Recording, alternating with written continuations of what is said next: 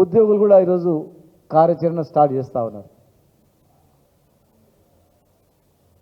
సంతోషం, అది తెలిసిపోతుందో ఏ ప్రభుత్వం ఎట్లనేది. పనులు కానప్పుడు నిలదీయాల్సిందే, పనులు అయితే మెచ్చుకోవాల్సిందే. ఎందుకంటే నేను తెలంగాణ గురించే, తెలంగాణ జరుగుతున్న అధికారుల గురించే సంఘాన్ని స్థాపించిన వ్యక్తిని, వ్యవస్థాపకుని. 70 సంవత్సరాలుగా అధికారులకు సంఘం పెట్టకపోతే సంఘం పెట్టాలని టీజీఓ సంఘాన్ని స్థాపించి ఆనాడు ప్రభుత్వంలో అనేక కొట్లాడినాం, ప్రభుత్వంలో కొన్ని చేయించినాం, చాలా వరకు చేసినాం. ఇంకా కొన్ని చేయనందుకు మరి వాళ్ళు కూడా కోపం వచ్చింది. మాకైనా బ్రహ్మాండంగా చేస్తారనుకున్నారు. ఇలా వాళ్ళకు కూడా అర్థమవుతుంది. ఏ అంశాన్ని చూస్తే కూడా మీరు చూస్తుంటే మనము బాధ అనిపిస్తూ ఉంటుంది. ప్రతి అంశంలో ఆ రోజు తెలంగాణలో పోటీ మీద పోతుండే. వ్యవసాయము దేశంలో అందరికన్నా ఎక్కువ, వరి పండికాలు ఎక్కువ, ఫ్రీ కరెంటు ఇక్కడనే, ఇంటింటికి మంచినీళ్ళు ఇక్కడనే, అట్లా గ్రేడింగ్లో పోతుండే. ఇప్పుడు డౌన్లోకి పోతుంది.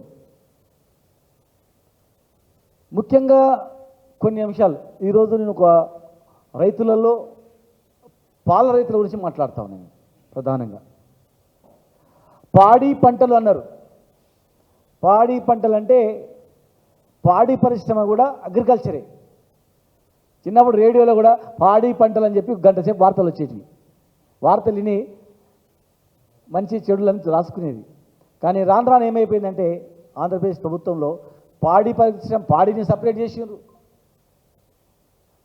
పాడిని సపరేట్ చేసిండ్రు, పంటలు సపరేట్ చేసిండ్రు. పంటలలో కూడా మళ్ళీ రకరకాలు చేసుకుంటూ పోయారు. సెరికల్చర్ అని, ఆ కల్చర్ అని, ఈ కల్చర్ అని మొత్తం విడగొట్టేసింది. ఈరోజు పాడి పరిశ్రమను చూస్తే ఒకప్పుడు రైతులకు ప్రత్యామ్నాయంగా ఇన్కమ్ ఇది. ఒక రైతు 5 ఎకరాల పొలం ఉంటే, 2 ఎకరాల పొలం ఉంటే ఒక 5 బర్రెలు పెట్టుకునేది, ఒక 5 గొర్రెలు పెట్టుకునేది, మేకలు పెట్టుకునేది, కోళ్ళు పెట్టుకునేది, కోళ్ళు అమ్ముకునేది, కంట్రీ కోళ్ళు. అదేవిధంగా పాలు పోసుకొని బతుకుదెరువు. పంటలు ఒకవేళ పండగ పోయినా పాల ద్వారా రోజు గడిచేది.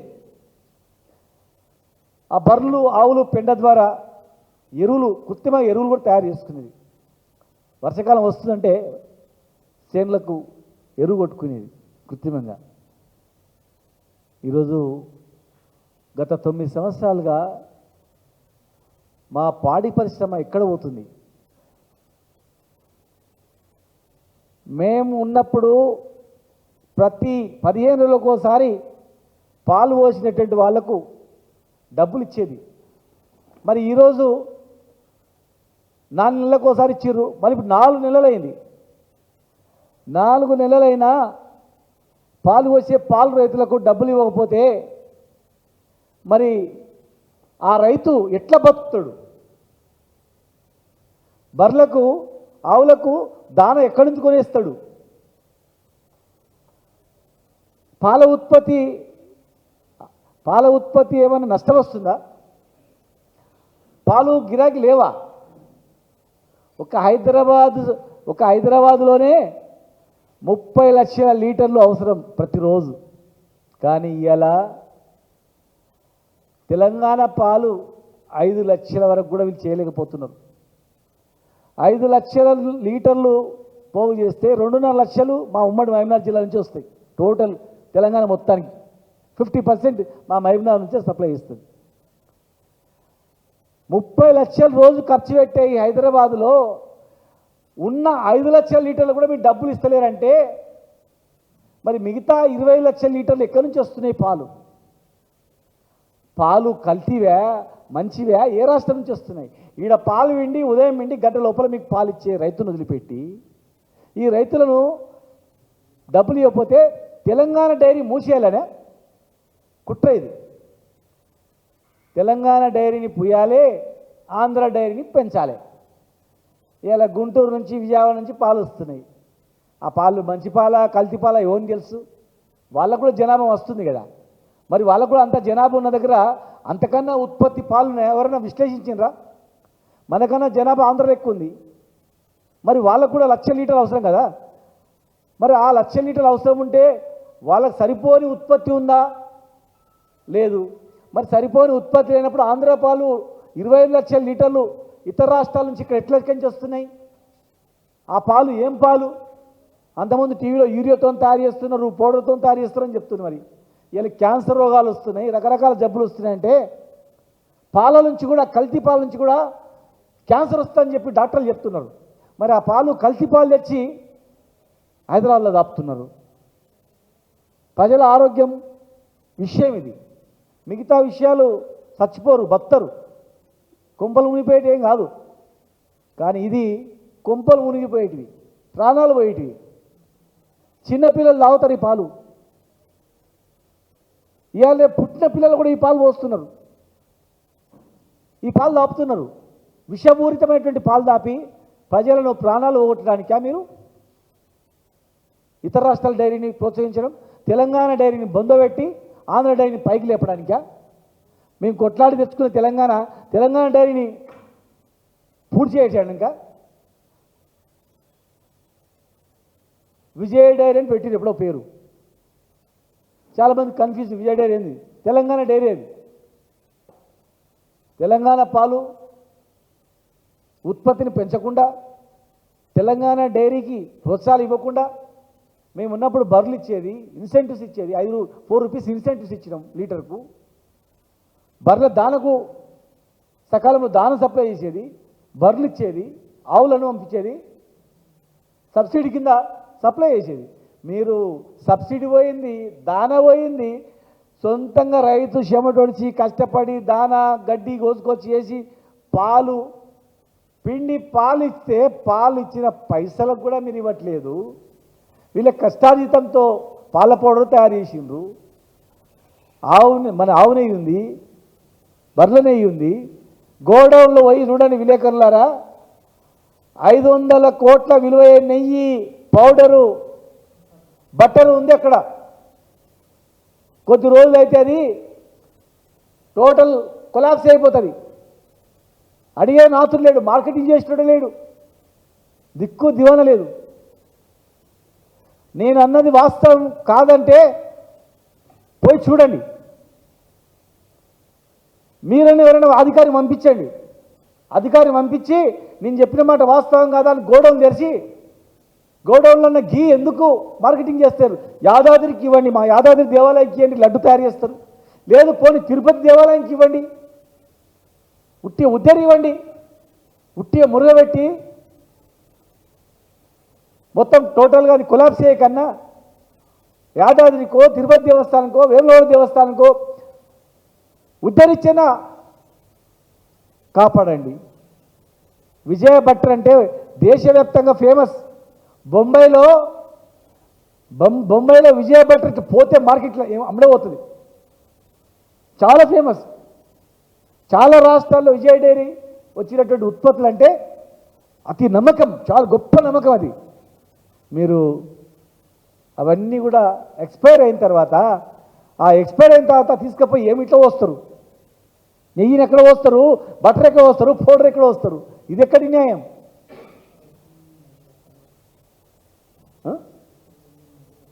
రైతుల చెమట రక్తంతో తయారు చేసినటువంటి అవి వాళ్ళు పైసలు ఇవ్వకుండా వృధా పోతుందని తట్టుకోలేరు వాళ్ళు.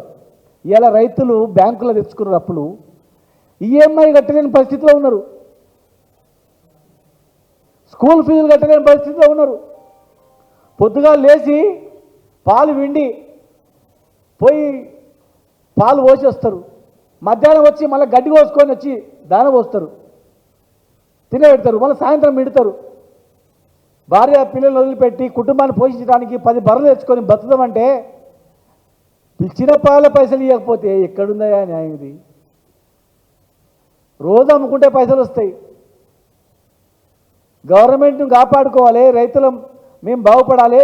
తెలంగాణ పాల ఉత్పత్తి బ్రహ్మాండంగా ఉంది. బొంబాయిలో, కలకత్తాలో, ఇతర దేశాల్లో కూడా మంచి పేరుంది ఈ నెయ్యికి. కష్టపడి దీన్ని పెంచుదామంటే ఎక్కడైనా కానీ ఇక్కడ ఉత్పత్తి ఉంది, రోజు ఖర్చులు ఉన్నాయి అన్నప్పుడు పెంచడానికి ప్రయత్నం చేయాలి ఎవరే కానీ.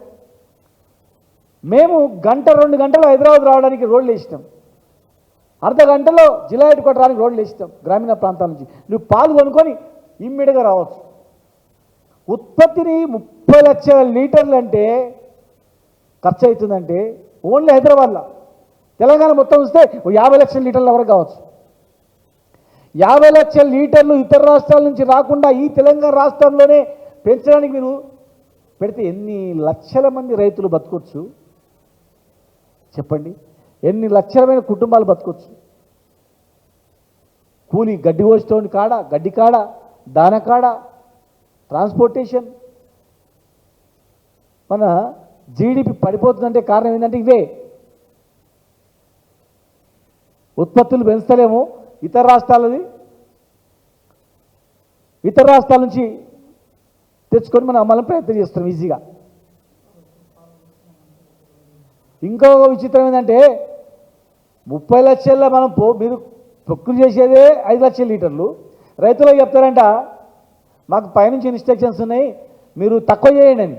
ఎవడే కానీ 30 లక్షల లీటర్ల పైన మేము సప్లై చేస్తుంటే 30 లక్షలే ఖర్చు అవుతుంది హైదరాబాద్లో.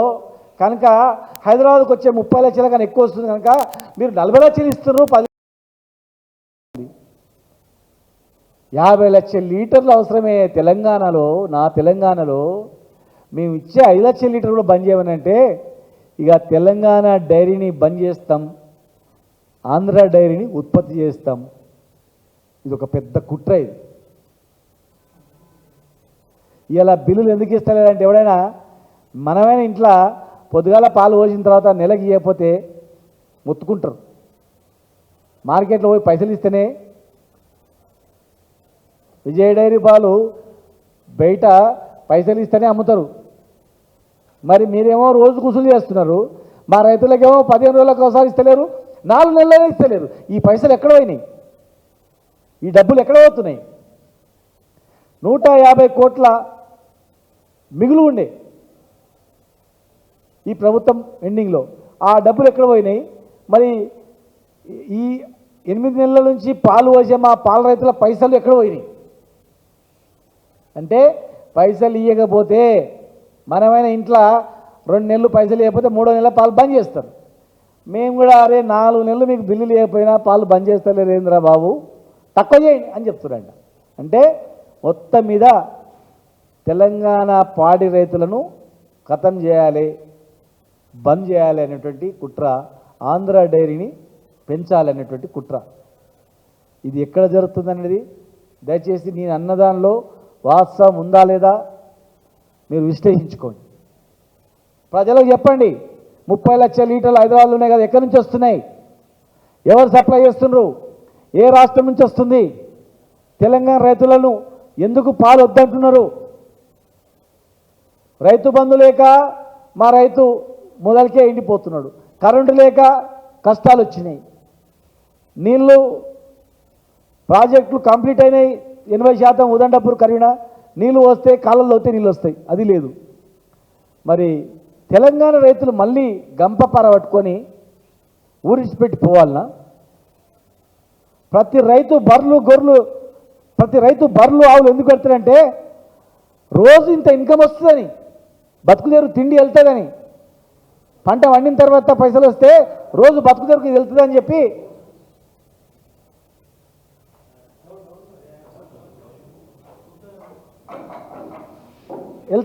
చేస్తున్నటువంటిది ఇది అన్నమాట. కనుక మా రైతులను పూర్తిగా ఖతం చేయడానికి ఇది ఇన్సెంటివ్స్ పోయినాయి, దానా పోయింది, గొర్రెలు ఆవులకు గేదెలకు ఇచ్చేటువంటి సబ్సిడీ పోయింది, ఇచ్చిన పాలను కూడా ఖతం చేయమని చెప్తా ఉన్నారు. మరి గద్వాలలో కూడా ఒక కర్మాగారం ఉంది, అది వినియోగం లేదు, పాలది మూసేసిండ్రు. గద్వాల మా జిల్లాలో హైయెస్ట్ 50% పాలు సప్లై అయ్యేది. మా ఇబ్నాలో కూడా అంతంతనే ఉంది. ఇక ఫీడ్ ఫ్యాక్టరీ బంద్ అయిపోయింది. ఇక మొత్తం క్లోజ్ చేసి కుట్ర ఇదంతా కూడా. మొత్తం ఏంటంటే ఇక తెలంగాణ డైరీని క్లోజ్ చేయాలి, ఆంధ్ర డైరీని ప్రోత్సహించాలి, ఇతర రాష్ట్రాలను తీసుకొని పోవాలి. మళ్ళీ ఇక్కడ ఉన్న రైతులందరూ కూడా గంపపార పట్టుకొని బొంబాయికో దుబాయ్కో పోవాలి. అది ప్లాన్. ఇప్పటికైనా నేను చెప్పేదానిలో ఒక విమర్శ కాదు, వాస్తవాలు. మన బతుకుదెరువు తెలంగాణ. మేమంతా కొట్లాడి జైళ్ళ పాలై 10 ఏళ్ళు కొట్లాడి తెలంగాణ తెచ్చుకొని ఎన్నో జీవితాలు నాశనం అయిపోయి ఇలా గిట్ల రైతులు నాశనం కానికనో పాడి పరిశ్రమ క్లోజ్ చేయడానికో కాదు, అందరూ బాగుపడడానికి దాని మీద దృష్టి పెట్టి పాడి రైతులను కాపాడాలని చెప్పని నేను మనస్ఫూర్తిగా ప్రభుత్వానికి విజ్ఞప్తి చేస్తున్నా. లేదంటే త్వరలోనే 15 రోజులలో వీళ్ళ బిల్లులు చెల్లించకుంటే 15 రోజులలో పాడి రైతుల బిల్లులు మీరు ఇచ్చే దాన ధర్మం కాదు, మా వాళ్ళు కష్టపడి మీకు పాలు వస్తే మీరు రోజు అమ్ముకొని డబ్బులు జమ చేసుకున్నారు, ఆ పైసలు ఇవ్వకుండా మీరు ఇబ్బంది పెడతా ఉన్నారు. తెలంగాణ డైరీ ఎప్పటికీ బంద్ కాదు.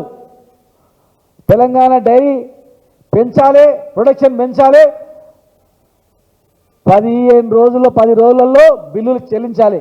లేనట్లయితే ఖచ్చితంగా పెద్ద ఎత్తున మొత్తం 33 జిల్లాల ఉన్నటువంటి పాడి రైతులతో పెద్ద ఎత్తున ధర్నా కార్యక్రమం నిర్వహిస్తాం, పెద్ద ఎత్తున ఆందోళన కార్యక్రమం నిర్వహిస్తాం. మాకు కూడా ఆవులు ఉన్నాయి భయ్, నేను కూడా రైతునే. చిన్నప్పటి నుంచి మాకు బర్రెలు ఉండేటివి, చిన్నప్పటి నుంచి కూడా మాకు భూమి వ్యవసాయము, చిన్నకారు వ్యవసాయము ప్లస్ పాడి రైతులమే మేము చిన్నప్పటి నుంచి కూడా. ఇప్పుడు కూడా ఆవులు ఉన్నాయి, నేను కూడా రైతునే, పాడి రైతునే. నేను ఒక రైతుగా మాట్లాడుతూ ఉన్నా, ఒక పాడి రైతుగా, రైతుల కష్టాలు తెలిసిన వ్యక్తిగా, తెలంగాణ ఉద్యమంలో కేసీఆర్ వెంబడి 14 సంవత్సరాలు తిరిగిన వ్యక్తిగా, సర్వం తెలంగాణ గురించే అంకితం అని చెప్పి పోరాటం చేసి తెలంగాణ రాష్ట్రంలో మరి భాగస్వామిగా ఉండి మంత్రిగా పనిచేసినటువంటి వ్యక్తిగా ఇవాళ ఒక రైతుగా, పాడి రైతుగా నేను మాట్లాడుతూ ఉన్నా. మా ఆవేదన అర్థం చేసుకోవాలి, లేదంటే ఖచ్చితంగా పెద్ద ఎత్తున ఆందోళన కార్యక్రమం మేము రైతులందరం కూడా చేస్తామని చెప్పి ఒక రైతుగా నేను ప్రభుత్వాన్ని రిక్వెస్ట్ చేస్తున్నా, హెచ్చరిస్తా ఉన్నా కూడా.